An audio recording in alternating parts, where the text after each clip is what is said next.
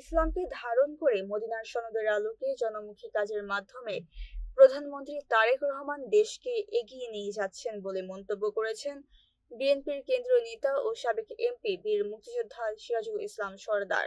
বুধবার ঈশ্বরদীতে বাঘহলী কেন্দ্রীয় কবরস্থান ও ঈদগাহ কমিটির উদ্যোগে আয়োজিত ইফতার ও দোয়া মাহফিলে প্রধান অতিথির বক্তব্যে তিনি এসব কথা বলেন।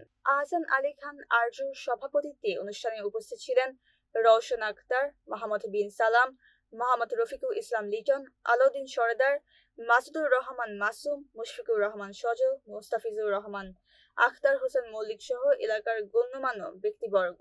অনুষ্ঠানে প্রায় ৫ শতাধিক মুসল্লি অংশগ্রহণ করেন। পরে প্রয়াত ব্যক্তিদের আত্মার মাগফিরাত এবং দেশ, জাতি ও প্রধানমন্ত্রী পরিবারের কল্যাণ কামনায় বিশেষ দোয়া অনুষ্ঠিত হয়। কবুল করে নেন। মাহে রমাদানের রোজা সহ দোয়া করবেন।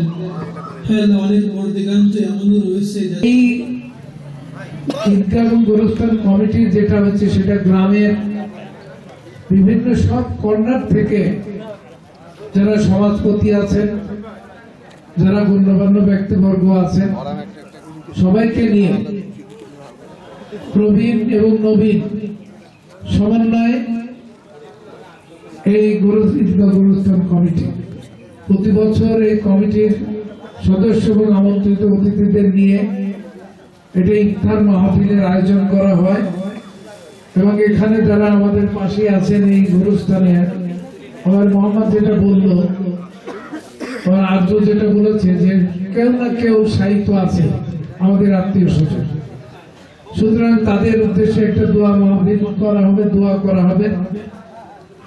আর আমি শুধু আপনাদের একটা কথা বলবো যে এই ঈদগাহ এবং গোরস্থান কমিটির পক্ষ থেকে আমাদের ওই পাশে ওখানে 4.5 বিঘা 4.5 বিঘা জমির কর্মকাণ্ড আমরা কর্মজঙ্গ শুরু করেছি।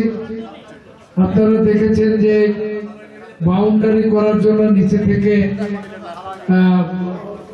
দেয়াল তৈরি করা হয়েছে এবং আমরা খুব অল্প দিনের মধ্যে আশা করছি 1-2 বছরে আল্লাহ যদি আমাদের জীবিত রাখে তাহলে আমাদের ওই গোরস্থান ওই সাইডে কাজও আমরা দাফন কাজও আমরা ওখানে শুরু করতে পারবো।